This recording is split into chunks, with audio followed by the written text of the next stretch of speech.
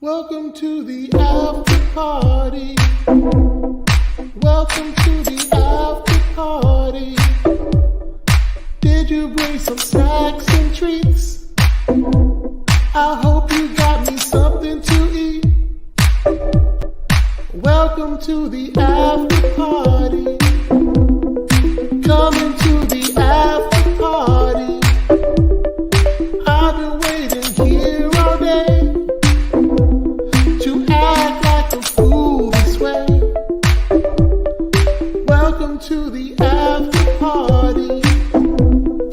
Join us in the after party. Oh, chocolate and dabbing, maybe some microphone grabbing at the after party.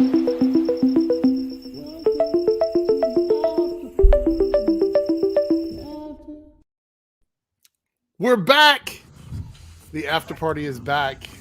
Hello, welcome everyone. It is Friday, and we had 5 shows come out this week, all in the same week. It's a busy week. Shows. Pretty Very busy, and 2 big news stories. So it's been quite a week. I am joined today by Buddy Tactless Rhyme. He's back by popular demand.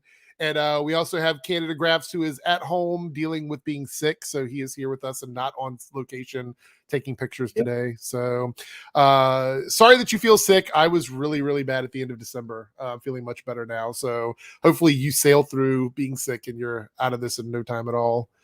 Hopefully. Yeah. And Buddy, you said it was storming over your area? Yeah, so it's super weird around here, like literally right before we started. Just a warning for everyone in the chat and you guys, I tried to talk about it before, but a random cat just came up to the door and it's going to storm like really bad. So I just have a random cat. Random here. kitty. Yeah. So if you just see me, pan away, I think he's trying to catch up on the shows this week right now. Okay, that's we'll good. see. Well, maybe you can get caught up. There's a lot to catch up on because there's a we lot. not only did we have 5 shows, but we had 3 episodes of Peacemaker come out all together, which felt like a movie. Those first 3 episodes felt like a movie to me, which is wild. So today we're going to be talking about almost everything. We won't be talking about Legends of Tomorrow because I'm not caught up on Legends of Tomorrow. And we will open the floor for questions about Naomi, and I'll give my thoughts on that show as what I think of it right now after watching it 2 times and give you guys my opinion, because Buddy has not had a chance to see it yet and Canada Graphs has, and I'm sure he'll chime in a little bit. But yeah, I'll give everybody a heads up before we talk about subjects so nobody gets spoiled on anything. But feel free to super chat about anything you would like to help support the channel. Very much appreciated. And thanks everyone for being here. It's good to be back. I took a break. The after party went on break right before Christmas weekend and then New Year's, and then we had the week where there was nothing on. So I thought it'd be good to take that time to just sort of take a break from the live streams and come back strong in 2022. So I'm really excited. This is a good week for me. I actually enjoyed pretty much everything that came out. We'll start with you, Canada Graphs. Was there any show in particular you were looking forward to this week coming back? What was at the top of your list? Well, for me, I mean, Batwoman has been my favorite Arrowverse show over the last 2 seasons, so that was the one I was most excited to see come back. And it was okay. I would say if I had to grade this season, it's on the lower end of my episodes for this season, but still better than most of the shows I watch. Okay. And what was the show that you just was not on your radar at all that you weren't thinking about? Tomorrow? Oh, wow. Okay. All right. Well, there we go. Buddy, what about you? Out of all the shows, your top show and the one that you just didn't care about? I think I know which one you didn't care about, but go ahead and give me your top show there. Yeah, so the top show is a little interesting for me this week. It's going to be really difficult to say this, and it's super controversial. I'm going Legends of Tomorrow. Okay. Honestly, this episode was like, wait a minute, maybe this team can still do the superhero thing. But it wasn't like season 2 level Legends, which is like my favorite. It was like, you know how they push their meta humor a little too far in their newer seasons? Mm-hmm. I feel like they managed to make a balance here that I wasn't hating myself while watching it. I was very surprised. Superman and Lois, I knew was going to be incredible. Batwoman, like Canada Graphs has said, it's been one of my top shows recently, and I agree. It wasn't the greatest episode this week, and yes, the show I did neglect was Naomi. I did not have time. Some people were saying that Naomi wasn't even really getting advertised properly. Do you feel that it was not getting pushed quite a bit, or I didn't see anything about it. somebody tweeted me and they DC said, fandom. do you notice the lack of advertisement for Naomi? And I was like, I mean, I guess I knew it was coming out because I've been following, the show for a while. Because like, if you go back and you watch my after parties back when the show was announced, I've been a proponent of the series for a while. I'd always said, support it, because if you support a show from a character that isn't as well known, then we get the opportunity to see less well known characters put into shows, because they'll see there's a market for it. So I've always been very big about pushing that stuff. So for me, I kind of kept up with it, but I guess if you weren't too interested in it, you probably weren't seeing a lot about it, which I thought was kind of wild. Anyway, for me, the show that I was looking the most forward to was Superman and Lois. I think that show for me is probably my nostalgic apple pie, I guess you could call it, for like a series. I don't know. I really enjoyed season 1, so I was very excited about season 2. My least favorite probably would have been Legends, and only because I'm not caught up on Legends. Like that's it. That's the only reason I'm not caught up on it. So I have no idea what's going on in the show right now. So I'm trying to get caught up this week, you guys. I promise I'll be talking about it the next after party. I promise you. We are going to talk about Legends, though. We've got some news for Legends that we're going to talk about. So it's pretty exciting stuff. And we'll get to that in just a bit. The first thing I want to talk about, though, is this news about David Ramsey. Now, this came out yesterday. I was going to make a video about it, but then I was like, I'll just talk about it in the live stream. And this is pretty interesting stuff. So it goes over here. David Ramsey to star in Arrowverse series Justice U in the works at the CW. Now, I don't know anything from the comics that even sounds remotely like Justice U. Based on the description, let's talk about the description and then we'll sort of surmise what we're going here. David Ramsey is putting together a new gang of superheroes for the CW. The actor who plays John Diggle in Arrow, as well as a number of other DC-related series, is to headline Justice U, which is in development at the youth-skewing broadcaster. And it says here, in the new series, which is set in the Arrowverse, which is really good news. I would hope so. It's Diggle.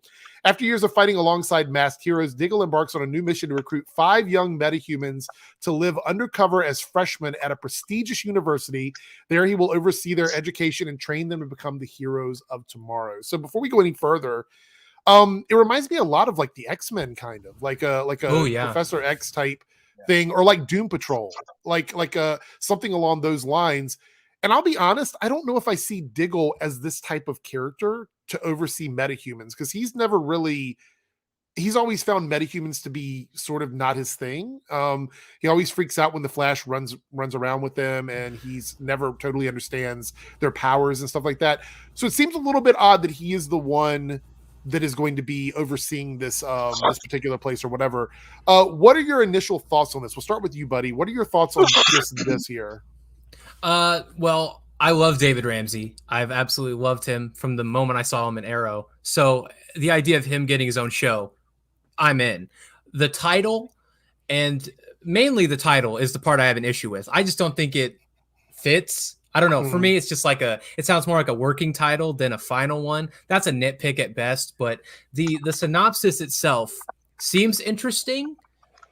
But my main question is Green Lantern, please. That's right. Like that's the focus for me. So it's like that's what I had in my notes here. My notes said, "Will there be Green Lantern in this?" That's the very first thing at the top of my notes, and I think that the fan baiting of like Green Lantern has been going on for so long. So I think the thing is, whether he actually puts on the ring or not, I hope that this show actually addresses that. What about you, Canada Graphs? Any thoughts on David Ramsey? I know you've been a fan of his, Yeah, I mean, obviously, pretty excited for it. I mean, I don't know. I know you once in a while stumble into my live chat, so you may or may not have seen this at some point a few months ago. But when David was in Vancouver doing all the directing gigs, I'd ran into him one day and we were talking, and he had I said to him, like, do you have anything else coming, after this? And all he said to me is, there's some big things coming. I can't tell you what, but you'll hear about it soon. Didn't know any more about what he was talking about at that time. Right. I thought it was going to be something like he's getting like a guest star 3 to 5 episode arc on one of the shows, or he's got another pilot coming from something. I didn't know it was Arrowverse related. Right. So yeah, pretty cool. I once you said what you said though, Eric, about like kind of a weird fit for him to be the guy leading this. I see what you're saying now. Like, That is a little weird. I think they probably had an idea for this thing in the back burner, and they then looked at it and they're like, we'd really like to keep David Ramsey. Yeah. And they just merged these two ideas together. So my thing is that I think it would make more sense for me if he was training just vigilante characters, like if he was just training like street level characters with like tech or something like that. But I don't think that's as exciting. And the thing is, with the metahuman part, is it because he accepts the ring and he becomes a powered character? I mean, that seems like the best way to handle that. Naruto here with the $2 super chat says, I think Phantom Girl will be on Justice U. Now, we know that this character is coming to the Arrowverse. Do you think that in my next part of my notes, it's a really good segue here before we talk about the rest of the article, is will these characters be brand new characters like in general, or will they just be comic characters who are shifted over into the series? Do you think we'll see like 5 brand new, never seen before characters, or do you think it'll be like Young Justice with like these like second tier superheroes? What do you think we're going to get with this? Thank you for the super chat, Naruto. For me, I think it'll maybe be a little mix of both. I think they might bring in 1 or 2 characters that there is some brand familiarity with, either from being brought in, like you said, with Phantom Girl coming in on The Flash and all that stuff ahead of time. And then they will definitely probably create 1 to 3 of their own characters, because they're going to want to be able to just make these characters as they want, when they want to fit down the road. Like, they're going to want pieces that they can have in there that they can just create, like how this character is going to be, and not have people yelling down their throat every week going, in the comic, so-and-so did this. Yeah. So yeah, there'll be a little bit of both. So we got some continued news here. This is actually kind of exciting. In addition to starring the series, if it's picked up to pilot, which by the way, that's the next thing, is that this show is not guaranteed yet. It's still in the development phase. Ramsey, who has directed a number of Arrowverse episodes, will helm the pilot. So he's going to direct the pilot as well. Ramsey's also featured Supergirl, Legend of Tomorrow, The Flash, Batwoman, Superman. He's been in every show. He struck an overall deal with the Berlanti Productions and will helm multiple episodes of series within the Arrowverse alongside guest starring and others. So this man, David Ramsey, has really turned this into like a really big deal for him. So he's going to get a directing deal within the Arrowverse. So he's going to come back. And I mean, he's done a really good job. I don't really have any complaints over the episodes that he's directed. He's going to come back. And even if this show doesn't get picked up, which I hope it does, because it sounds very interesting, and I hope they change the title, but if it gets picked up, even if it doesn't get picked up, he's still going to be directing multiple episodes of the Arrowverse. So this is good news in general, I think, for all of our characters, because I think everybody pretty much loves David Rand. I've never heard anybody say they don't like Diggle. Diggle is like a character that either you think he's okay or it goes up from there. Like, I don't think anybody's ever said anything about him, because he's always been a very strong character. And this is like, if you think about it now, Diggle has crossed over with more shows than Oliver Queen did. To be fair, Oliver didn't have the assortment of shows to cross over with at the time. Yeah, he spent more time crossing over than Oliver did, because Oliver crossed over in the crossovers that Diggle was in, but Diggle has actually crossed over in shows without being major crossovers and just being like a guest star or whatever. So he's been around, like, if you think about it, maybe not by episode length, but now he's been in the Arrowverse longer than the Green Arrow was, because he's been on since he became the Spectre. So it's just wild to me. I love this news. It's really, really great news for me. And good, great stuff for David Ramsey. And, I wish him nothing but the best. All right, let's talk about the first show we want to discuss. I've got a few notes here. And this is, if you have not seen it yet, guys, we're going to be talking about Peacemaker. I keep wanting to call it Painkiller. I keep saying Painkiller instead of Peacemaker. So we're going to talk about Peacemaker. We are going to discuss some spoilers here. So if you haven't seen it, we're going to spend the next 10 minutes kind of talking about this. So if you want to mute and then come back, I'm going to put the spoiler tag up now so you'll know. Spoilers for Peacemaker episodes 1 through 3. This is the John Cena series that is a direct spinoff from the Suicide Squad movie and connected to James Gunn, obviously. And you can tell these first 3 episodes are 10,000% James Gunn. 10,000%. There's no question about it. And actually, this is more James Gunn than like Guardians of the Galaxy is. This is like like they gave him, I truly believe here they gave him 100% freedom to do whatever the hell he wanted to do with the series. Absolutely. Based on it. Yes, I do want it. Look, Laura says Eric really wants a painkiller show. I do want a painkiller show. I wanted one so badly.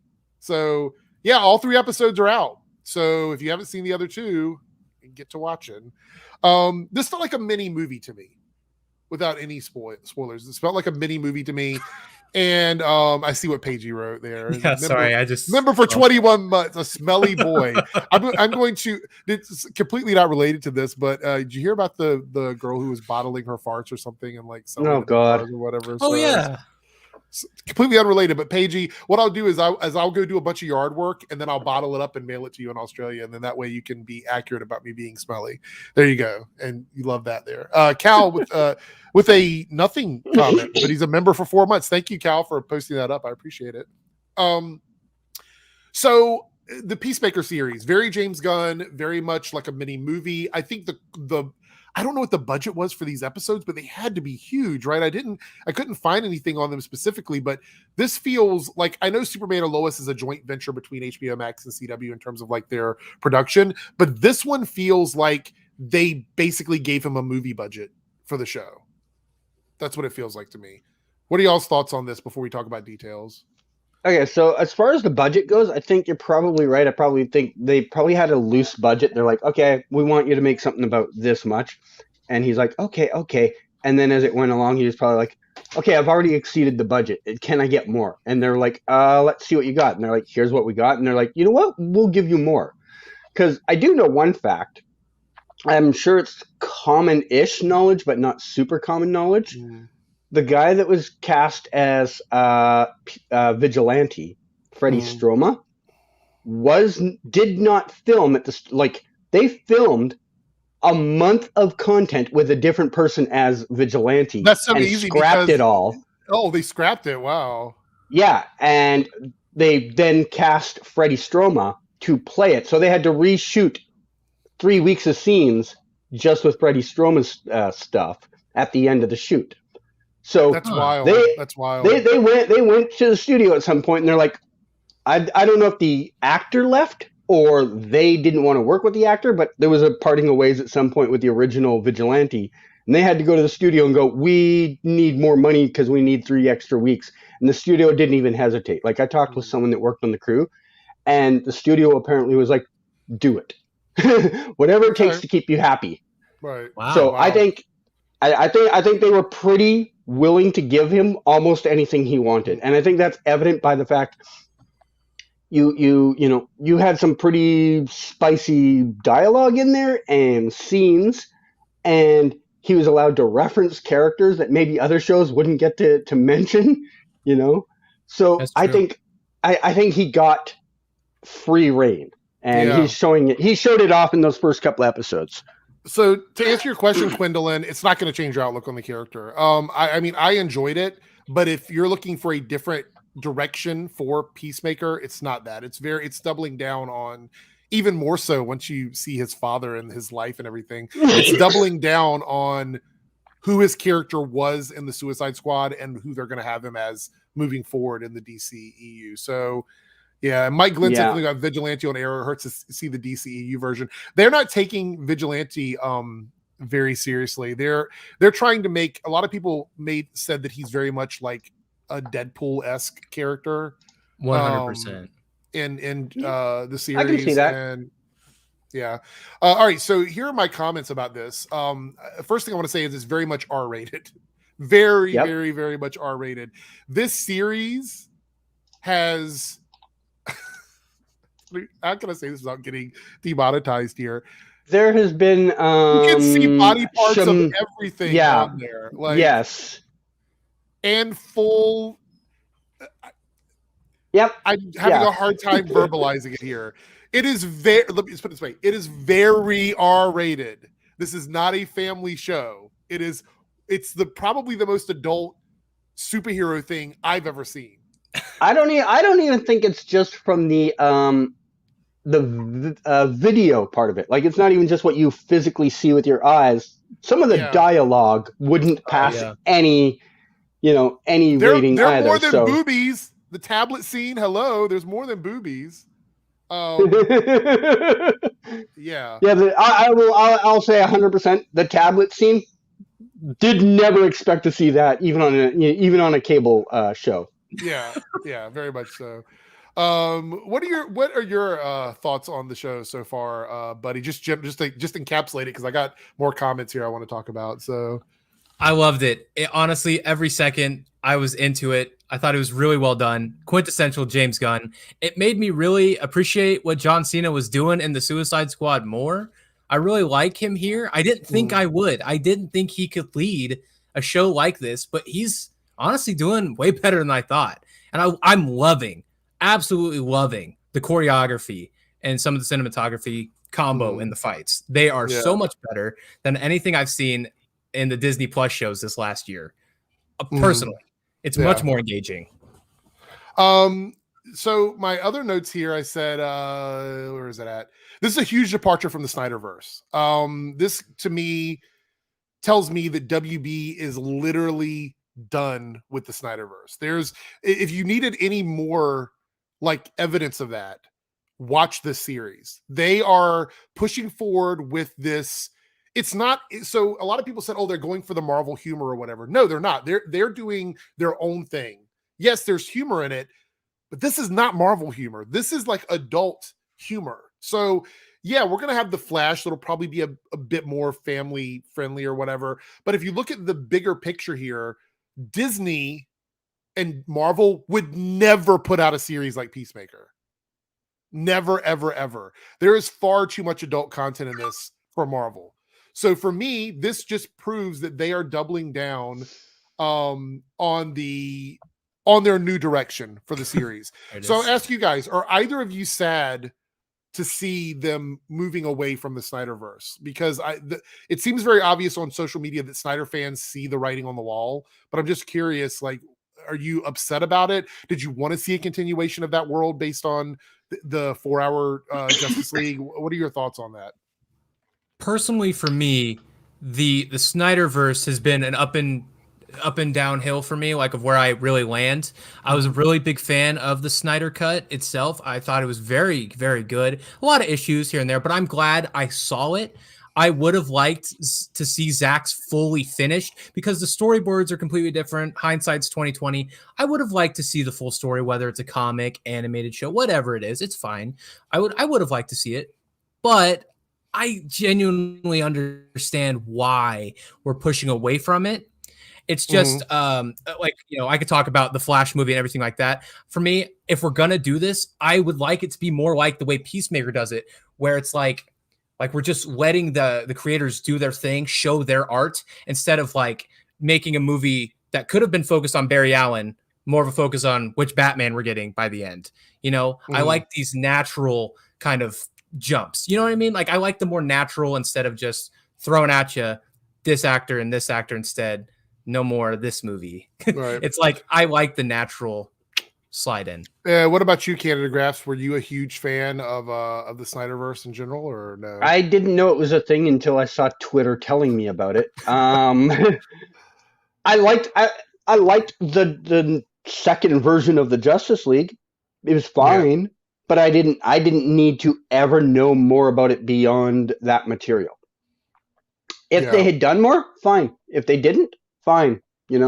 Yeah. I'm sure right now some Snyder fan is like hearing me say this and they're like sending me hate mail, but okay. Okay, so my thing is that I don't have an issue. Like, if they wanted to continue the Snyderverse, fine. I don't have an issue with that. But I will say, from my perspective, I am far more excited about this and the Flash movie and the next thing Wonder Woman's going to do, the next thing Aquaman's going to do, than anything that I saw at the end of the Justice League, 4-hour Justice League movie. Like, if you gave me an option of path A and path B, and B is everything that we have right now, I'd probably pick path B. I think that this is a more exciting and interesting universe. Plus, we got a name drop of the Batmite, which, by the way, did not expect that as the... My favorite detail of all 3 episodes. I was writing notes. I remember this. I was writing notes for my review, and then I heard Batmite, and I was like, oh, this is the greatest thing I've ever seen in my life. I really wanted to see Batmite. I need to see him. So let's see. What else do I have in my notes here? Okay, so let's talk a bit about the butterflies, which are the main creatures that are mentioned in this, and just kind of we'll wrap it up with this. So we find out that these butterflies are obviously either metahumans or aliens or something that makes them, because we meet our first butterfly when he hooks up with some random girl that looks like she's stuck in the 80s or whatever. And so we get to see them together or whatever. That scene was hilarious, by the way, just absolutely hilarious. But we see how dangerous and powerful they are. So I'm like, obviously they're metahumans or they're aliens, because that's DC's go-to like characters or whatever. But we find out at the end, after they have this botched mission and they do finally complete the mission, that butterflies are literally like butterflies. They look like butterflies inside of people's like heads or whatever. So I'm under the impression that the actual people are just people infected with these things, right? Is that the impression that you got? Yeah, that's what I thought too. Right. At first when the girl was, dealing with Peacemaker, I'm like, oh, it's a meta-human. Right. And it's more of an infected human, I guess, because since the butterfly is out of the person, I doubt they have these abilities still. Mm-hmm. Right. So essentially, they're going around killing people. Right. So the butterflies, there's a few possible, like I was looking through online to see what it could be. I was thinking there was a mention of Madame Butterfly, which isn't really alien related. And I think it's very obvious that these are not from Earth. They speak of humans like they're not from planet Earth. There was Mr. Mind, but I think Mr. Mind is going to be used in other places. So I don't necessarily know if that's going to be a thing. The only other one that I saw that looked even remotely like it could be connected to this is the Insect Queen. Now there is a Lana Lang version of Insect Queen, but there's one later on who is an alien queen who plans on world domination. And she does have these little insect things that look like the butterflies from the series. So those are my three choices. Any predictions on what these things are? Have you thought much about it, or are you just kind of along for the ride on the series? Because I know some people are like, I'm just along for the ride. It's wild. It's fun. And they're not going to try and theorize too much. I didn't know if you guys had given much thought to it or whatever. I mean, I'm in that camp mostly of along for the ride, but I do still want that ride to have a point, So sure. I think if at the end of this it was just a random thing and they never address how or what they are and all that, I'd be slightly disappointed. But I think the entertainment value of the show as a whole will cancel out any disappointment. Right. What about you, buddy? Are you same way? Yeah, basically, like I like to theorize about like what's going on in the episodes, what's going on in characters' minds, but like I am just here for the ride. I think it's very entertaining. It's more of an original story, so I'm cool with that. I want to see something dynamic and fun, and that's what I'm getting. So yeah, just kind of here for the ride. Yeah. Somebody was asking about Wallace Day coming back to Batwoman. I wouldn't like hold my breath on that, to be honest. I just don't see any reason why they would bring her back at this point. We're going to talk about that here in just a second. All right, so that's it for spoilers from Peacemaker. What I'm probably going to do, just so everyone's aware, is I will not be doing like Peacemaker review videos, but I will be talking about it every week on the after party. So if you want to hear my thoughts on each week's episode for Peacemaker, make sure you jump in and join us. That would be a lot of fun. I'm enjoying Peacemaker. I give it 2 thumbs up. I think everybody should check it out if you're over 18, because it's definitely not it's not a kid series. So there we go. All right, next up, we're going to talk about Naomi, but I know that you have not watched it, buddy. So there's not a lot of spoilers, honestly. But I want to get my thoughts on it. And chat, if you have any questions, feel free to super chat your questions about Naomi if you are interested in it. So it was the premiere of the series. Ava DuVernay was the person in charge of all of this. And I've watched the series twice. I did my review of it, and I was very optimistic about the show because I do think there are good ingredients to the series. I think, honestly, with Naomi, the biggest issue they're going to have with the show is the pacing and the not being connected to the Arrowverse, because I think people sometimes tend to watch things if they think it's connected to a story they're already invested in. And Naomi is not. Naomi's Earth is pretty much our Earth. It's just she lives in Oregon. Superheroes are in comic books and TV shows and stuff like that. There's no superheroes on this planet. And well, at least they don't know that there's any. We don't know the whole story behind that yet because, again, the show is pacing it out or whatever. But after watching the series, after watching the first episode, I enjoyed it. But I don't know if it's going to be the show that is going to break that. Like, it doesn't have to be in the Arrowverse thing. Because we know Stargirl is not in the Arrowverse, and it's done really well, right? But there's always been the potential for Stargirl crossing over. Whereas the creators for Naomi said that there's no plans for that to ever happen. Which means as of right now, they don't have any intention for Naomi to cross over with the Arrowverse. So I don't know. I don't know if the show is... To me, the show feels more like a CW drama than a superhero show right now. What do you think, Candid Graphs? Because you've seen it. I want to know your thoughts on it. Yeah. To address one thing you did say, technically Ava DuVernay's comment said there'll be no crossover in season 1. Okay. Didn't fully say never, but I think that's probably the pathway they're thinking. They're looking for a standalone series. It's not as good as Black Lightning UNE music. So no, not even close. The show is fine. I think here's part of the problem. They have a show that has a DC content label on it. And it's not really targeted at a DC fan base. It is more targeted, as you said, at your Riverdale, Nancy Drew, this genre of fans who want a young, investigative story thing. Yes. with an alien, That's kind of what they're pitching at you.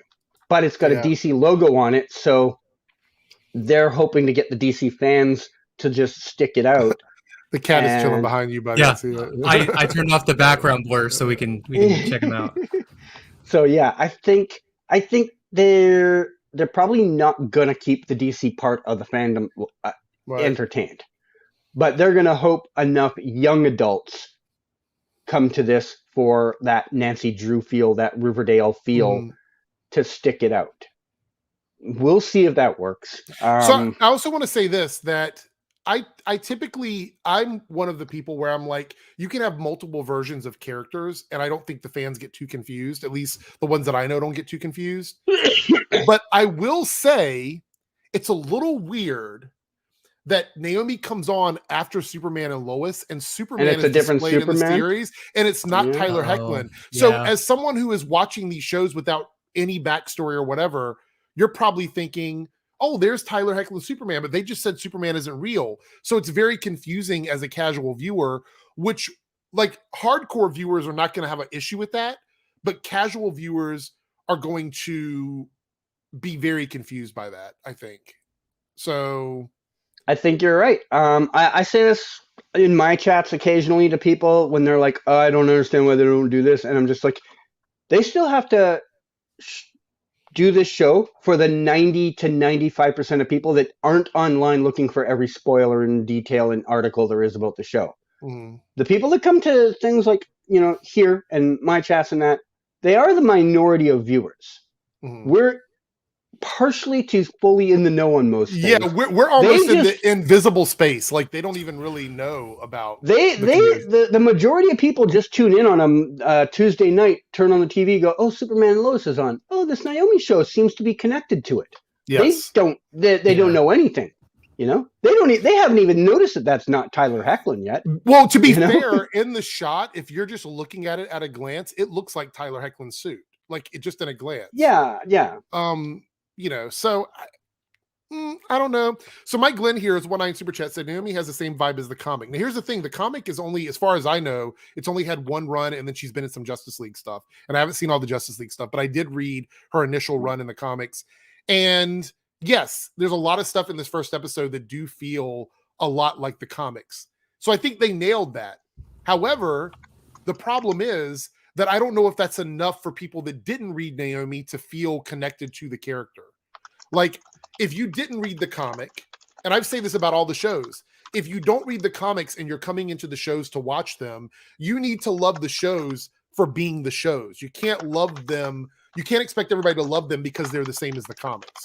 But I agree with you, Mike. I think it did have the same vibe as the comic. I don't know if that's going to save it, or if they'll get a second season based. Like, because I honestly believe they'll decide within the first 3 or 4 episodes if this thing is going to work or not. I think they will totally make up their minds about it, and they'll be in that like wait and see mode till the end of the season. If it does, because usually a new show, if it's doing really well, we've seen it after the 5th episode or so, they get renewed for a second season because they know it's a big hit. I don't know if Naomi's going to do that, but I will say the initial numbers are not bad. It came in at like the night of they announced it, it was like 800,000 or something, like viewership or whatever, which isn't bad for a brand new series. So I don't know. I'm going to keep watching it. I don't know if I'm going to review it every week. I may not. I definitely talk about it in the after party, but we'll see. Staggervore here with the 99 super chat. I need to apologize again for mistakenly assuming that Tobey Maguire appeared in WandaVision when that video was actually fake. I feel embarrassed about the whole thing. Oh, you're mean from like 4 or 5 weeks ago when you talked about that. I actually went, and I don't know if either of you were here for this, but Staggervore had said there was a deleted scene with Tobey Maguire in WandaVision delivering pizza. And I actually went on YouTube and looked it up, and it was just a really good deep fake. It was just a Oh, I gotta see that. Yeah, if you go on YouTube and look it up, it's hilarious. So Staggervore, I appreciate the super chat. Nothing to apologize for. It was a very fun fan edit. But yeah, it was pretty hilarious. So there we go. That's awesome. All right, so we're gonna move on now and talk about let's talk about Batwoman this week. Episode what is it? 308? It's the 8th episode of the season. The title changed. It was like 3 different titles I saw for it, but Trust Destiny is the official title now. I was like True Destiny and Destiny of Truth, and I've seen so many different titles. It's Trust Destiny because it said in the episode, and I'm like, okay, there we go. All right, so I'm gonna put up. I have one of these I need to do one of these for all the shows actually. Batwoman Spoilers in the corner there. It's Batwoman Spoilers. So Batwoman's back. I will say this, and this is my personal opinion, and I'm curious to hear what you guys think because you both love Batwoman as well. I was not too invested in Batwoman at the end of season 2. I felt like the show just didn't really. It started out strong, and then it faltered, and then it got a little bit better. But then in season 3, I've actually really been enjoying the show. There's been a couple episodes that I just didn't think were great. But at the mid-season finale, the break there before we went to the hiatus, I was very interested to see where this is going to happen, especially the Poison Ivy stuff and the stuff with Marcus. What are your thoughts on the state of Batwoman right now? Like, if you just had to sum up how you feel about it before we get into the details of the episodes. Okay, so yeah, go ahead. Yeah, I was checking to see if Buddy was. So okay. I kind of feel a little different than you. I felt season 2 left me wanting more at that time, the end of the season 2. I think season 1 and season 2 both suffered from the same problems in my mind, and that was a weak beginning and a strong end. This year we had a strong beginning. Mm-hmm. I am hoping that continues because the back half has usually been their stronger half. But this first episode out of the gate, I don't know where I'd put it overall in the season, but it's in the lower scale of this season. Look, this episode 8? Yeah. Okay, all right. What about you, Buddy? Thoughts right now? Specifically this episode, I have to agree. Compared to, I'm just trying to think of all the episodes from this season. I've really enjoyed season 3. I really have. This is definitely a lower tier episode for the season. Really? I have to agree there. I actually really honestly, love this episode, but go ahead. Okay. I really liked it, but I have to agree, thinking back on it, like there were a lot of really good episodes this year, like in this season, but this episode just had it felt like there was a breakneck pace where there was just so much going on. Okay. And I feel like if we focused, and this is a total like nitpick that really doesn't work, because one of my big complaints was the Ryan storyline. I was like, it felt like she was such a side character for Renee Montoya and Poison Ivy. Yeah, I agree with that. But I almost would have preferred if we just cut out the Marcus stuff from this episode and saved it, because it felt so like flip of a switch, because the cliffhanger left off on him, right? Like, getting ready for his new like Joker like attitude. And this episode is just like, we're right in there. We're just immediately in. He's doing his thing, having this weird wacky party. So you mean the transition from the mid-season finale to this Yeah, episode? yeah, Okay. Yeah. It just felt a little strange to me with the Marcus stuff. While I enjoyed it, it still felt unnatural for me. I loved everything else, though. Even if it was basically Renee and Pamela's episode, I still loved it because I've been waiting for Poison Ivy. That is so weird because you guys really love Batwoman, and I've been super critical of it. And I actually really enjoyed this episode, and I don't know what the difference was.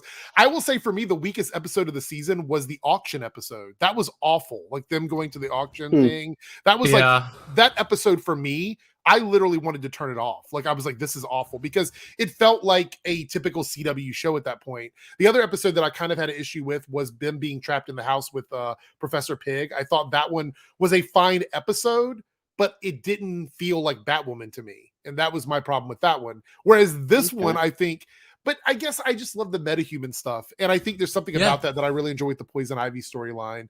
All right, so let's get into the details. First, we'll answer the super chat here. A multi-topic talk with a $5 super chat.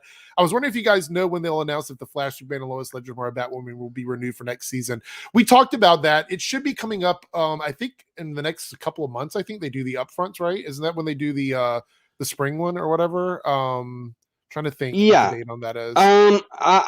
I was having this conversation recently, maybe in one of my chats. I think I said April, May before, but I think you're right. I think it's March. I think it's the end of March, yeah. Here's the thing. I think people have a short-term memory thing in this world. Like, the last couple of years have been weird television years.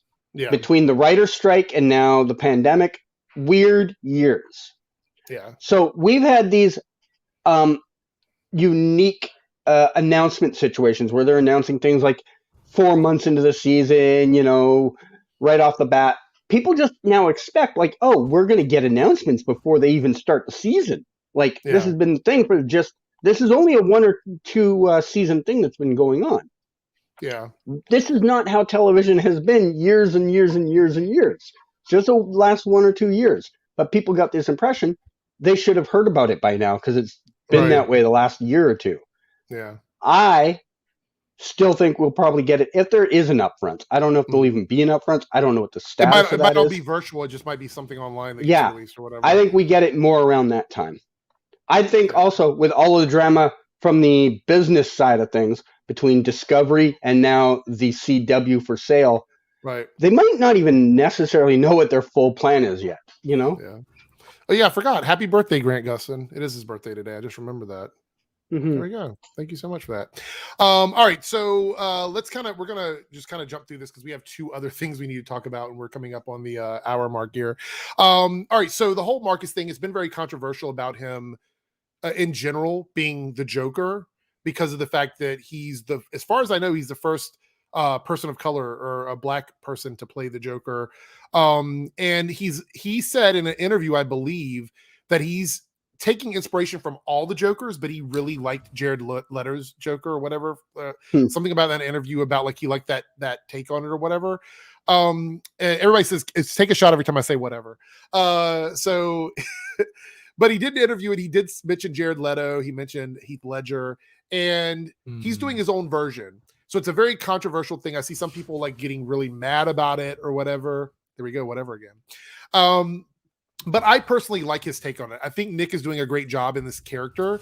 And Buddy, you said they could have saved it for another episode. Is it because of him or is it because of the pacing? Did you just want to see it pushed because of the pacing? Well, I think he deserves the spotlight. Okay. If we're gonna do this Joker, I'm excited. I really like the actor. I'm killing it this season. Honestly, I really like the way the story is going. I just felt like if we're going to do the Pamela Isley episode, it should not be the same as the Joker episode because I think they both deserve their own highlight. Okay. So for me, I really enjoy his take. He's got a creepy laugh already, which I think is, and he actually said in the interview, that's just his normal laugh. And I'm like, that's your normal, like, that must be creepy sitting around, like watching stuff. And he's like, like that. It's like, oh God, what kind of laugh is that? But yeah, I really love him in this role. I like the style on it. I have to say the wardrobe department on Naomi, I didn't mention this earlier, and the wardrobe department on Batwoman are killing it with like the looks this year. Like I think everybody's doing really, really well. The only issue I had Okay. was with Mary's Poison Ivy costume, which I thought Yeah. wasn't great or whatever. But yeah, I enjoy their looks and whatnot. So I like this take on the Joker. I know it's controversial. I think Nick is doing a good job on it. And it's so funny that you can't make everyone happy. And I've said this about Batwoman a lot, right? They don't want us to take traditional Batman villains and use them on Batwoman. But then when Batwoman takes a villain and flips it on their head and gives us a different version specific to Batwoman, then people complain that it's not the real version. You can't have, like, who do you want her to fight? They only want to be mad. That's the thing. I truly believe in that. I think that's like true. they're going to go in, and does not matter. Long as the name Batwoman is there instead of Batman, doesn't matter. You could bring Heath Ledger back from the dead to play the Joker, and they would still be mad about it somehow. Yeah. Staggervore, thank you for the super chat. We talked about that at the very beginning. So if you go to the bottom of the stream and you move it all the way back to around the 10-minute mark is when we start talking about that.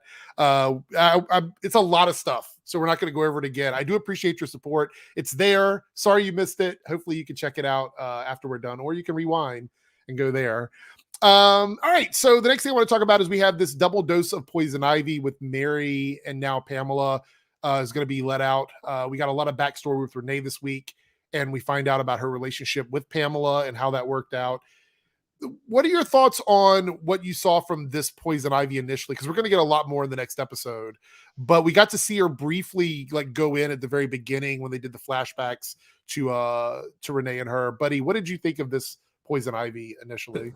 So to give just a little context, I don't have too many running jokes on my own channel or like running themes, but I have one, and it's my excitement for Poison Ivy for Batwoman. It has been the one thing I have, and so I memed out, made my entire thumbnail. If you look at it, it's just Poison Ivy 3 different times with an arrow in the circle, because I was like, I can't wait for this. And honestly, I really enjoyed it. It wasn't like a lot. There isn't like a lot to really go off of from what we got, because it was mainly like flashbacks. Right. But even with the predictability of the Batcave, you know, the reason why that plant was there and everything, you know, that whatever. I don't care. I'm just so happy she's here. She looks great. She's doing a great job. I can't wait. I just can't wait for the next episode, because this is what I've been waiting for. And I think Batwoman's hit its stride. I sure hope I hope we're, you know, on the same theme of Canada Graphs here. The back half is always like stellar or like very good. I hope we can continue that, because I think Poison Ivy is going to be wonderful. Yeah. Laura, this is interesting here. I wonder if this is an Easter egg in reference to Harley Quinn's famous black and red costume. I don't know, but I didn't think it was. It was brought up. It was brought up in my discussion either yesterday or when I live watched it. Someone made that same reference to me, and I just think it just was a coincidence. Right. I could be wrong, but you know. So, what did we think about how Alice put all this together? Because she sort of was I don't want to say mastermind, but kind of in a way she figured out that Renee was Has been playing them, Batwoman, and she figured this out by putting together like clues from, you know, Renee's office and things that she said to her and stuff like that. You know, I've been very critical of Alice because I felt like Alice has kind of been unnecessary for a while on the show, but this managed to bring her in and make her important again. So she had information that the rest of the team didn't have. What do you feel, or how do you feel about Alice's part in all of this right now, Canada Graphs? What do you think this is leading up to? Is this going to be full on Alice redemption because now she found out they were never intending to let her go? How do you feel about Alice? Because we all know that people love the character, but in terms of the show right now, what are your thoughts on her? So I remember back earlier this season when she had the chance to save the girl in the sewer and didn't. Right. We all at that time thought they were working towards a redemption on her. And that was like a huge step back. I kind of have to wonder now if maybe they're just never going to redeem her. But she's going to play in close to a gray area. She'll never quite be redeemed, but she might not always be, you know, the top villain. She might sometimes help them with shit. Stuff. she won't be the arch nemesis anymore. She will just be someone that is a nuisance to the team, but sometimes is good, sometimes is bad. I just want to say one other thing about Alice from that episode. Is there anything more Alice than her not just phoning Sophie up to tell her the clue? Instead, she does this convoluted plan to get Sophie's attention to come to her. So she steals her identity and starts charging things on her card. You know, I actually thought it was the hotel stuff that Mary. I was like, is that the stuff that Mary? That's what I thought it was. No, I actually did think it was Alice. Oh, that's funny. That is very Alice. So my only real criticism before we wrap up our thoughts on Batwoman, my only real criticism, and it's a really bad episode for me to give this criticism because it was a backstory episode for Pamela and Renee, and I get that. My only real criticism is I want more Ryan. I want more Batwoman. That's it right now. I think that's the only thing that's bugging me. And the weird love story thing between Sophie and Renee and Pamela and Ryan. I think that's a little CW. Anyway, but yeah, so that's my only real like criticism for the episode right now. So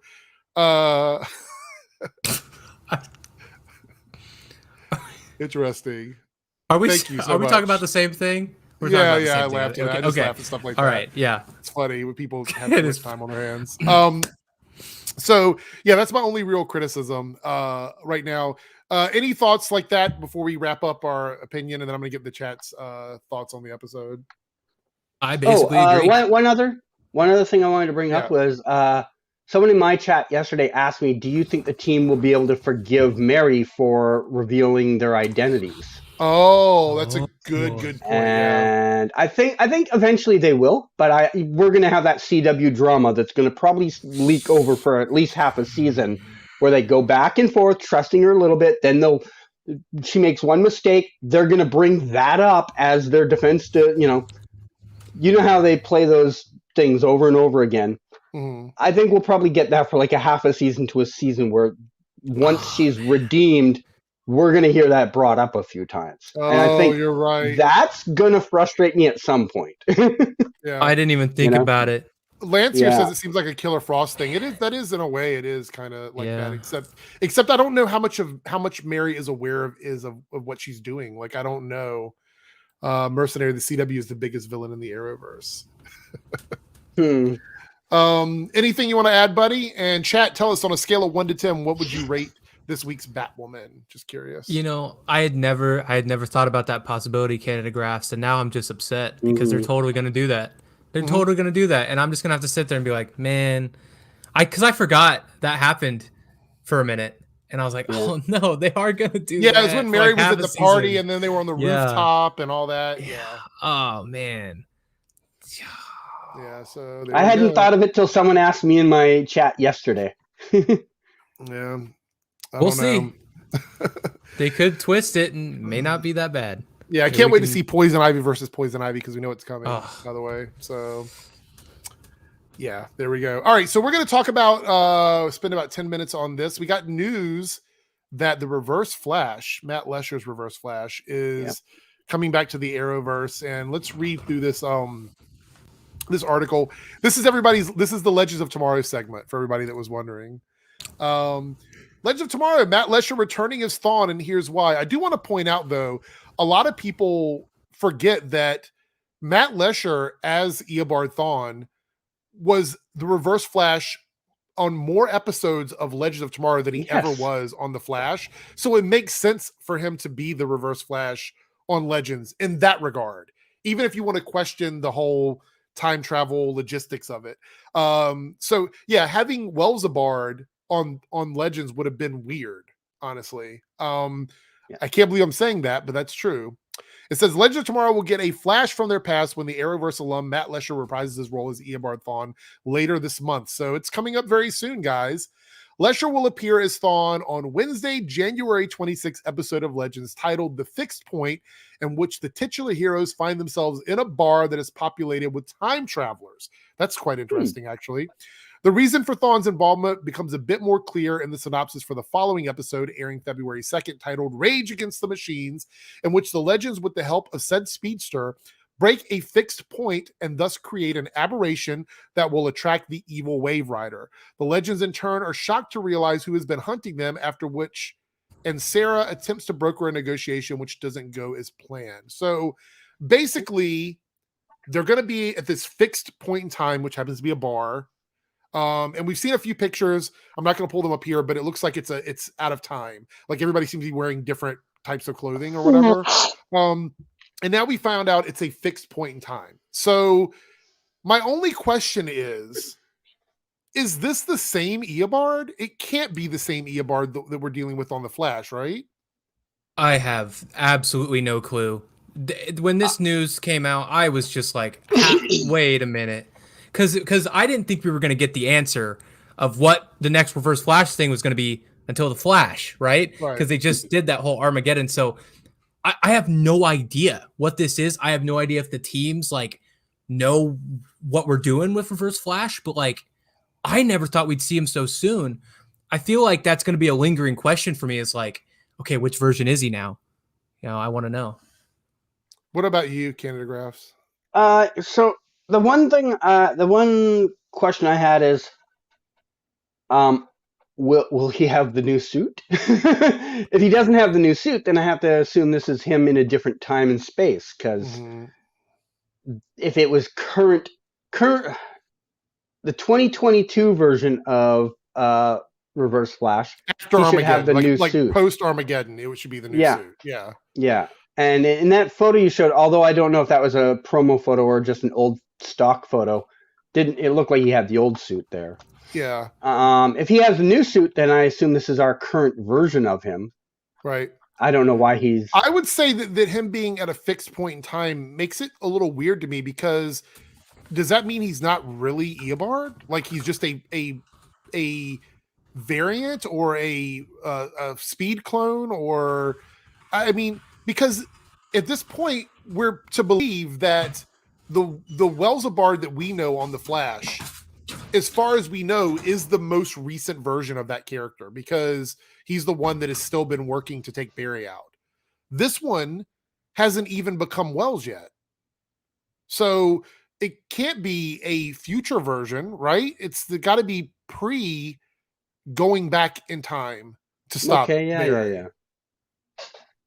So how did he get there?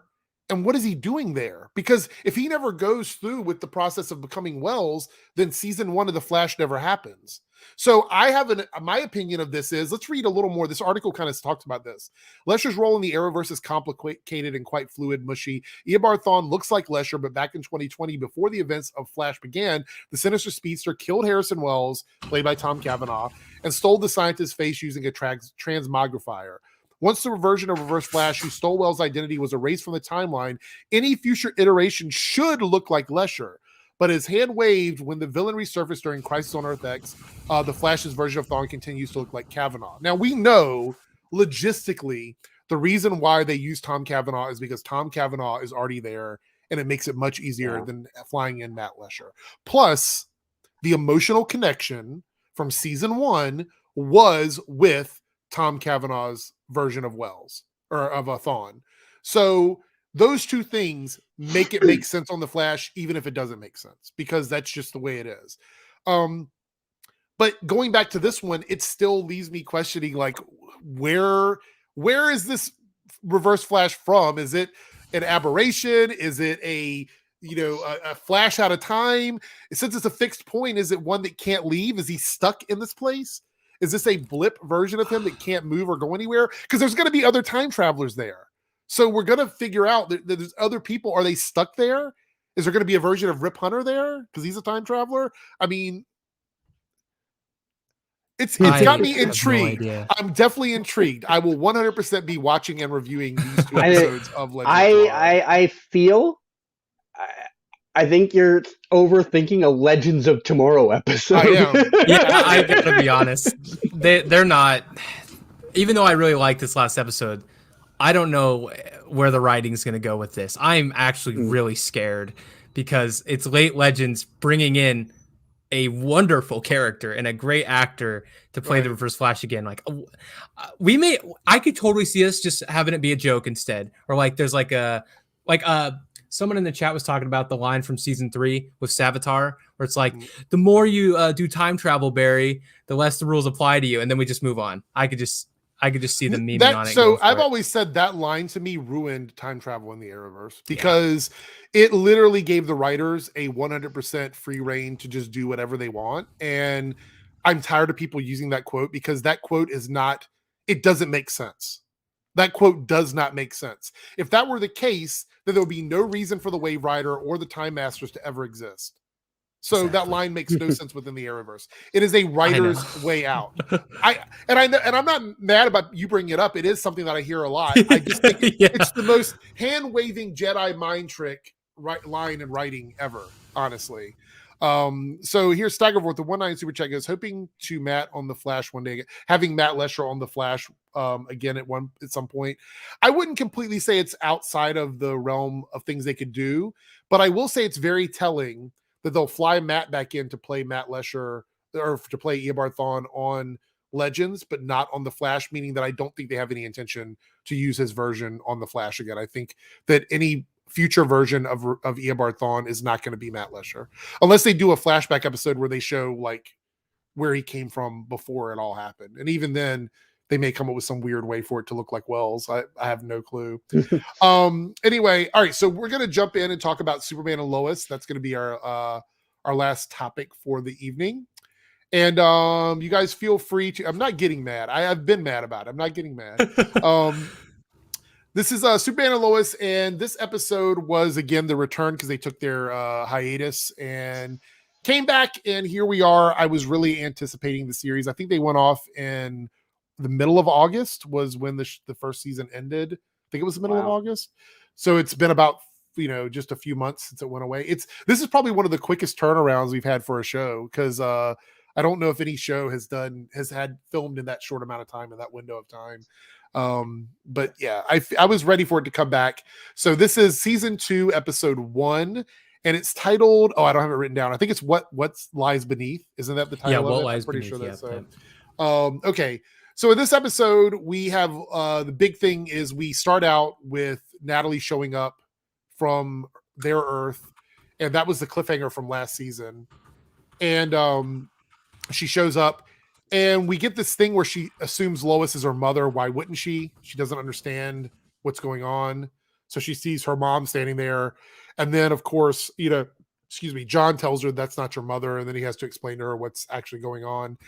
And the only issue I have with this whole situation with Natalie is, and I hope they explain it, and you guys give me your thoughts on this, how she managed to get there. How did she get to this Earth?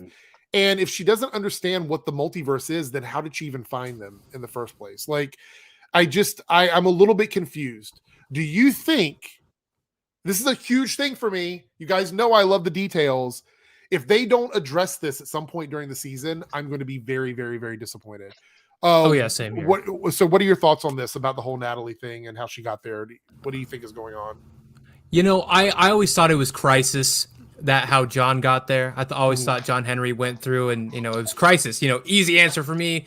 But I have no clue. I have no idea how they can wrap this up in a nice little bow and make it make sense to me. Because in their universe, right, Superman was gonna like kill everybody, right? Like that's the trajectory I was thinking. Oh, world's gone. Sorry, Superman killed everybody.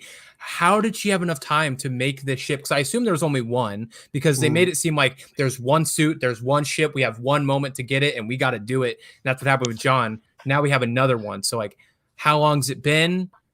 How long has she been traveling through space? Wait a minute. Where is that? Did John have to wear the suit to pilot the ship? He was wearing it. He had the helmet off, I think, but I don't. So if there wasn't another suit, how did she pilot? I feel like that was an important reason why she couldn't go. Huh. But her ship was different, right? It wasn't the same ship design. It was different, right? I'm going to assume even if it was different, the suit is a very important part of the ship, yeah. So. I thought that was so integral to the whole thing, was having that one suit. I thought the suit was connected to the ship, like because of the AI and stuff. Maybe I'm wrong about that. I don't know. When they built it, because he built the suit, right? They built the suit together. Yeah, they built the suit together. So it would make sense that she could build another suit, but she didn't have another suit. Exactly. So, At that time that he left, she didn't. Who right, knows but she wasn't what wearing it when she got out of the ship, though. She was wearing her regular clothes. Yeah. she could have taken it off when she landed. I mean, maybe. I'm not trying to justify it. Yeah. I'm playing I devil's don't know advocate either. here. I'm just I'm Yeah, just for saying sure. I'm very curious about the story about her, because I feel like if they brush that under the rug, I'm going to be very annoyed at the end of season 2, honestly. Yeah, no, same here. But we get Natalie's story, and we have Lois dealing with the trauma of all of this, because it's pulling up memories of her and her mother and how she didn't have any connection or feeling about Natalie, and she felt guilty for that. And so she's taking it out on everybody around her. Like, she's snapping at people. There's a lot of people on social media who were complaining about the way she was acting, but I'll say this. I think she was kind of justified. I mean, anyone that's going through trauma like that, they're going to be angry. And yeah, she was taking it out on the people she loves, but that's how trauma works sometimes. You do take it out on the people around you. So I just want to cut in there for one second. Go ahead. When the episode was on, I was sitting back going, I don't know what the fuck's going on with her, but sorry again. But I hate what's going on right now. I can't stand her character right now. They need to resolve this soon. So later in the episode, when they gave us an explanation, I backed off at like 98%. But in the moment, in that immediate moment, I'm just like, enough of this.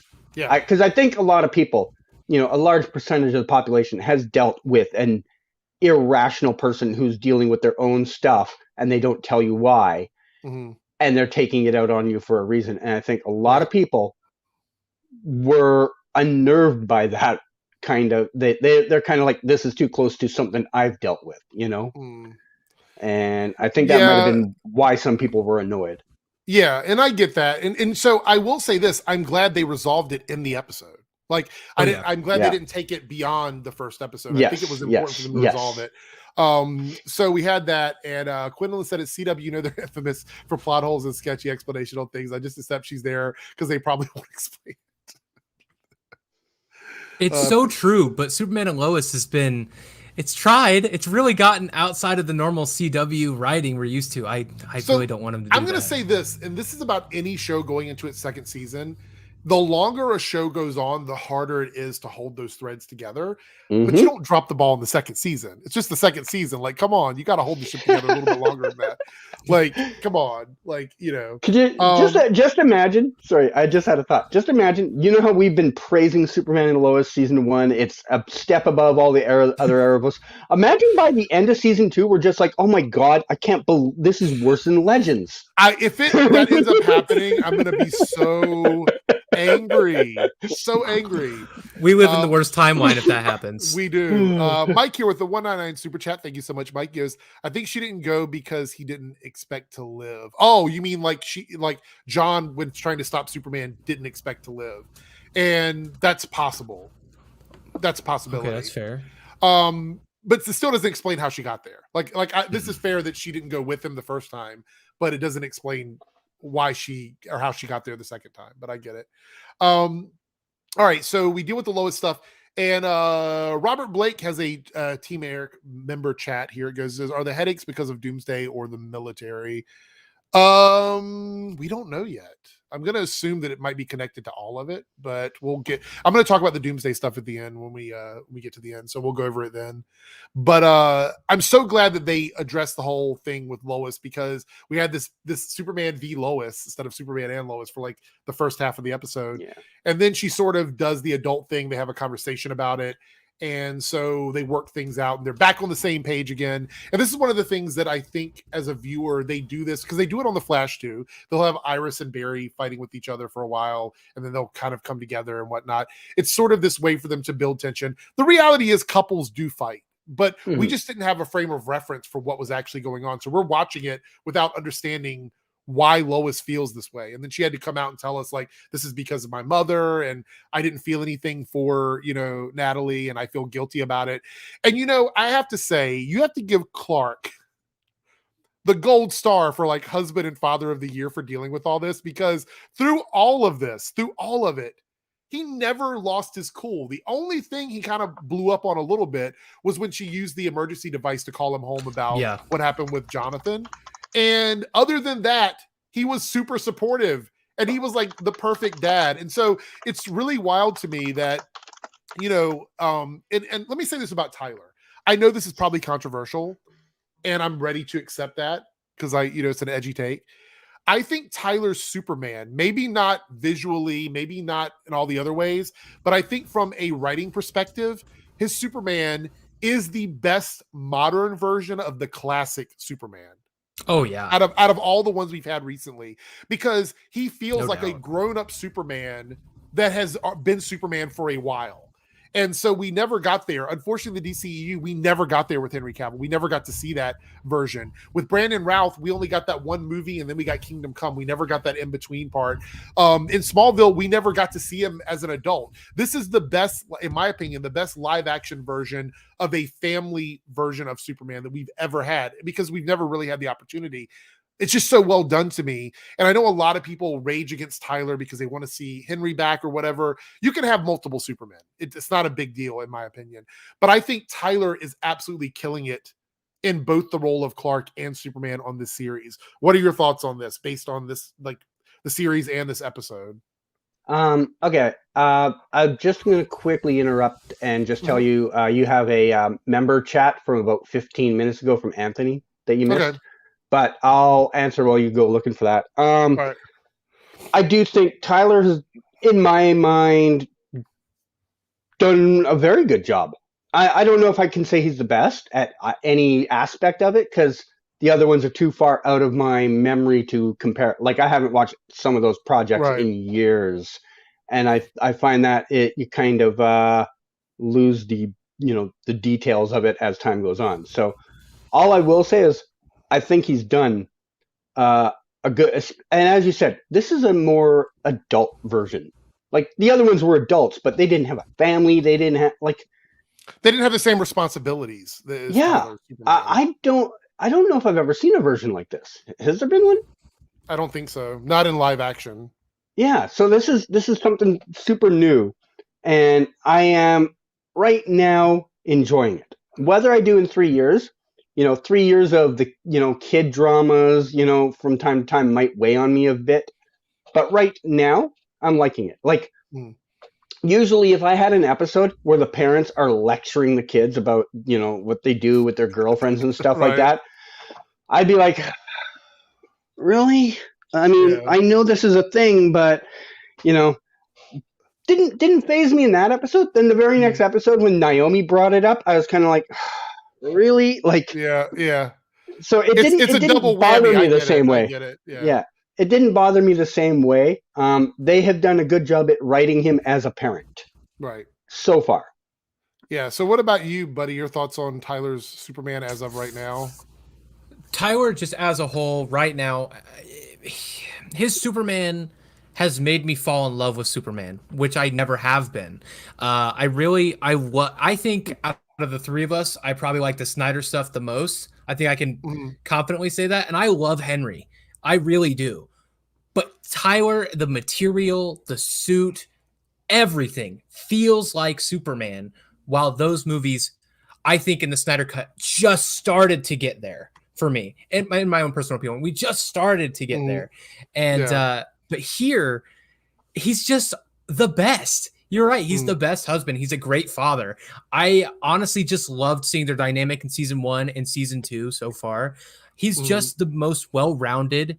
And I think what Superman and Lois is doing is reminding everyone that he's a superhero for the entire world. And that's something that media hasn't shown that much. And so with season 1, he traveled to many different countries. Season 2, he's doing it here.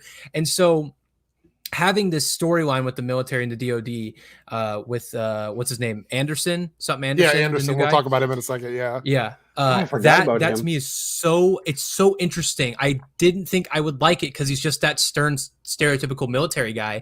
But I think there's room for just exploring more of this Superman, and I just love him. He really does make me just love the character now. Well, I'm gonna say this: like, my favorite DCEU movie, the one that I like the most, like I watched the most often, is Man of Steel. Man of Steel is one of my favorite DC. I know it's not perfect. We've talked about this. I realize it's got issues. It doesn't matter. I still love it. I watch it all the time. I probably watched it at least once a month since it came out. So I've watched that movie a lot. And I love that. But that is the setup for Superman. That movie is not about Superman. It's about him becoming Superman. We never got the opportunity to see Henry as Superman, like the real full-fledged character that the world loves. We never got to see that. He went from that to being on trial and then being a villain in Batman v Superman. So it's like all these things that happen with him, we never had the opportunity to see that. With Tyler's Superman, we get to see those things. And so there's a little bit of jealousy because I'd love to see Henry get to tackle that kind of material, but it doesn't look like that's going to be possible. We missed a Superman movie in the DCEU, unfortunately, and I totally get it. That's why so many people want to see Henry come back and play Superman again for that reason. But my interest in Superman is being focused in the series because I think Tyler's doing such a great job. And we're going to talk about the visuals from this episode here in a minute because there was some stuff in here that just blew me away. We'll get to that. But I see Anthony's Team Eric member chat here.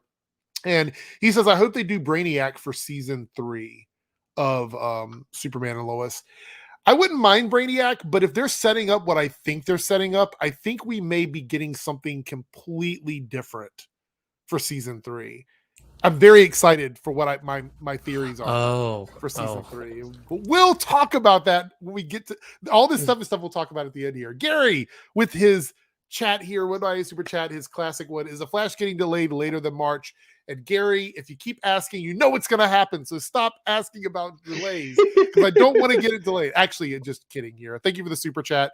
I don't think so. I think everything is going as planned. I haven't heard about anything. The only thing is Superman and Lois took a small delay in production because of some COVID issue, but I don't think that's going to affect too much. So no, I don't suspect we're going to see much delays there.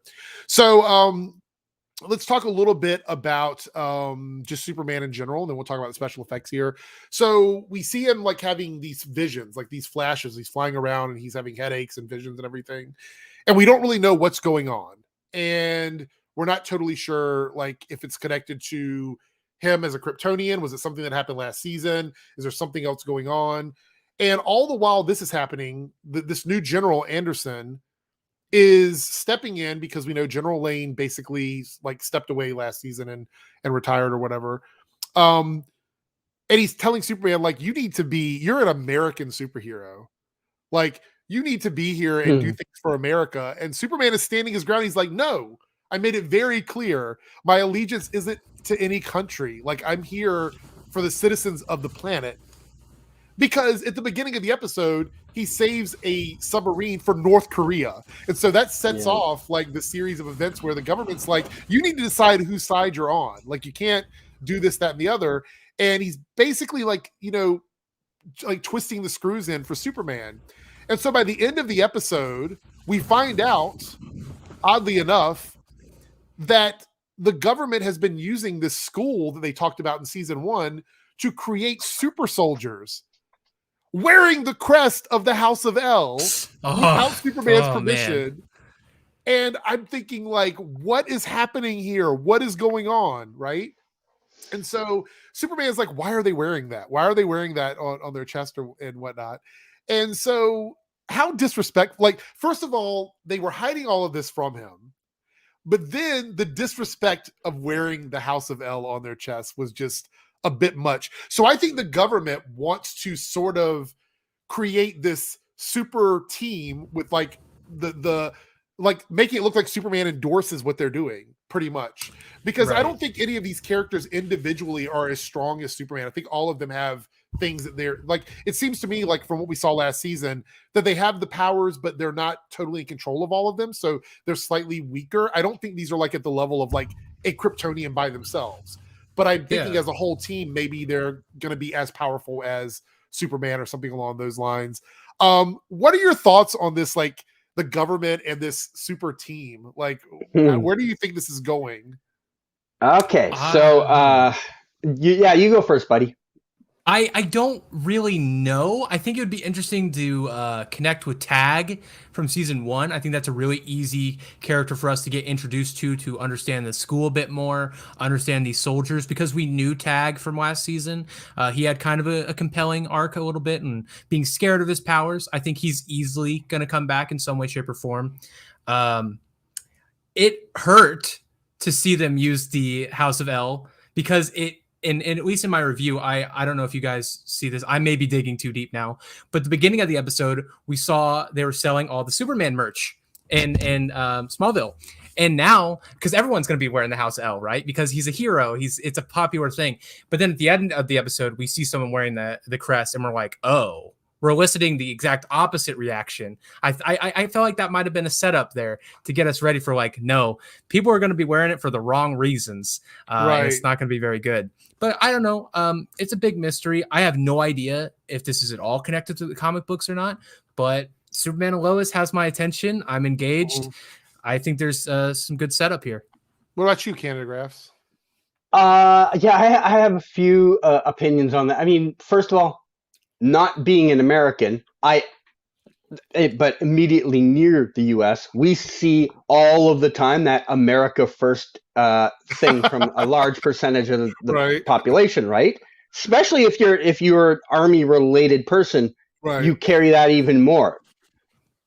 And so seeing that from like the Anderson character, I don't know if there's been a face in the Arrowverse I've wanted to punch more than him. And I mean, great on the actor for making me feel that. That's what he's supposed to make you feel. Yes, yeah. But yeah, holy cow, I can't stand that guy. Now, the thing about Superman's crest, I think it's even more offensive because, as he said, they're basically doing it for marketing. They're not doing it for any reason of like it means, some special thing that helps with the suit or something like that. They are doing it for marketing because he says in there, he goes, well, this is a symbol everyone recognizes. Mm-hmm. Like, people know this is a symbol for good. Of course, we're going to use it. And that's what's even more angering. They're not doing it for any special reason. They're doing it because it's a marketing gimmick. It's like when Coca-Cola comes out with a new thing of Coke. Like, they're kind of like, put the Coke name on there and people will buy it, Yeah. So, yeah. So I wonder, like you said, this could be like a weird thing where they take the idea of like marketing through the government and use it for all of that merch that's out there. So it's no longer going to stand for Superman. That's a good point, buddy. Maybe it's going to stand for these new characters, whoever they are. But anyway, we got a super chat here from Anthony, $2 super chat. I think they're doing the death of Superman. Okay, so let's go ahead. We'll jump into the end of the episode. We're getting close to the end of the stream here. So at the end of the episode, we find out that these headaches, I think, are connected to Doomsday, right? Because what in the world is happening? This happened last time. It happens. Yeah, I'm so sorry. Yeah, it's okay. But yeah, so we get this tease of Doomsday. They talked about it. This isn't a huge secret because it's been in interviews. They've talked about this now. It's out there. So we get to see at the end that I think the headaches are connected to Doomsday. Not totally sure. We don't know the whole story yet. That's the mystery. That's the excitement of it. But I do believe we may not be getting Brainiac in season 3 because of the fact that they're going to lead up to the rise of the reign of the Superman, like the 4 different Superman characters. Because we already have on the show 3 of the 4. The only one that we haven't seen on the series is Cyborg Superman. We saw it on Supergirl, but that wasn't the real Cyborg Superman. So we might actually get like Cyborg Superman or whatever. We have a Superboy, we have the Eradicator, and we have Man of Steel. So all we need is the Cyborg Superman, and we could do that storyline. And you know what? This show, if it ends up doing something like that, they have got more nerve than I would ever. If they take like a portion of the show and dedicate it to the 4 different Supermen, like give them a storyline for like the first half of the season, I will be in heaven at that point, because I feel like I don't know if they would do that 100% because Tyler Hoechlin is one of the leads of the show. Would they decide to do Death of Superman and take him away for like 6 episodes and have him in flashbacks or, something else like that just to keep him around? I don't know. It would take a lot of nerve to do that. And I would totally respect them for doing it if they did like a Death of the Superman story. I think it would be awesome. Anyway, so Doomsday, thoughts on this character coming to the show? Good, bad? What do you think? Love it. Super excited. Yeah, I know of the character, but obviously not being a comic book reader, I don't have the depth of knowledge that like you guys would have, but I'm aware of the character. And I know, as Buddy just pointed out with his reaction, most people seem pretty excited. So I'm excited for the fact that everyone else is excited. So here's the deal. A lot of the Doomsday versions we've had in live action have not been well received. We had one on Smallville. Okay, We had, I think, one on Krypton that I didn't see. We had the one in the DCEU that a lot of people complained about. So we've had versions that just haven't really hit. I actually think Todd Helbing is going to go the extra mile and give us a very comic book accurate Doomsday. That's what I think we're going to get. And I am here for it. 100% here for it. I'm so excited. Jon Snow rules with the $2 super chat. If you watch Peacemaker, don't know if you said we did and we talked about it. So go back to the beginning of the live stream once it goes up and gets processed, or you can just rewind it from here and you can go back to the beginning and see us talk about it there. We had another super chat here. I thought, another one from Jon Snow. $5 super chat. He goes, also, I just watched the Naomi premiere. I might wait until the season ends so I can binge it. I did like it though, but can't wait for where it goes. We've said the same thing. I said it earlier. I think the show might be better in a binge because of the pacing. It's being filmed in a way that leans more into like Netflix for me than it does the CW, but we'll see. Somebody did mention they could have Tyler playing Cyborg Superman and that would keep him in the episodes. So he can still, of course. So that could work. Because the reality is Cyborg Superman thought, or at least he was portrayed as being the Superman for a while in the comics. Like they actually thought, well, maybe Superman merged with a robot or something like that. Mike Glenn with the 1.9 super chat goes, they may skip straight to the reign of the Superman. I would love that because I love the animated one. So I would love to see it in live action. I think it would be really great. It was a great thing in the comics too, as well. So that was fun. The death of Superman, that was a big, huge, that was a big comic book thing when they did it because they wanted to, comics were in this weird place where they're like, you have to be extreme. We have to do things to get everyone to buy the comics. So they thought by killing off Superman, it would do that. I don't know if they had the intention to ever bring him back, but they eventually obviously did bring him back. He's Superman. But yeah. Let's see. We got another super chat here from Cody. Why is it not showing up for me? Oh, there it is. Real curious if Reign of Superman will happen. I hope it is. I hope it is going to happen. I think there'll be a very interesting direction for the show. And there we go. Last thing about Superman and Lois I want to talk about before we wrap this up, and then I'm gonna get the score from the chat and all that above. The two weakest things for me in this episode, the stuff with the kids, I think was just boring to me. With Jordan and Jonathan, I don't care about them being horny, teenagers. I don't care about any of that. I get that it's a very real take on growing up and that those kinds of things happen. I was just not interested in it whatsoever. But it was interesting to see that Jordan has better control over his heat vision now, which I thought was really interesting. But he's in for heartbreak because I think Sarah's going to be like, I just want to be friends. I think that's what's going to happen. Yeah.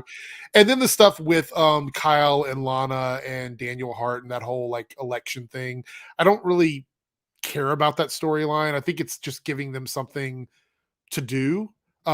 Because the paper, obviously the Smallville Gazette needs more reporters. They're dealing with that. And I think this is going to connect to the thing with the election with I think all of that is somehow going to connect together because it seems like those two stories don't have any through lines to anything that's going on in the main story. So I think those are going to connect together.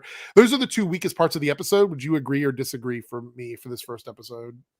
I think the thing with the Kyle and the guy running for mayor story and all that is it is one of those things where right now, one episode in, no context prior, because there was 3 months they were away or whatever. It does feel out of place, but where will it end up by the end of the season? If this is the setup for something that leads to something that gets there, then when you look back at the start, at the end of it, you might be like, oh, that was important now, but we won't know that for months down the road. It could just be a pointless time-filling part of the episode, or this could lead to something down the road. So I will hold judgment on it until we get to the end, because I've seen this too many times where everybody, myself included, you see something in the first 1 or 2 episodes, you're like, I'm not feeling this. And then the season ends, and you're like, oh, that makes sense now, Yeah, and I believe that. Yeah, what about you, buddy? Sure. That's exactly how I felt about Morgan Edge in season 1. I loved everything, and I was like, Morgan Edge is okay. By the end of the season, I'm like, this was actually pretty cool. So I'm hoping the same thing happens with Daniel Hart. I think the best thing that came out of that storyline was Kyle and Clark actually talked, because I was trying to think, how many conversations did those two have alone? Mm.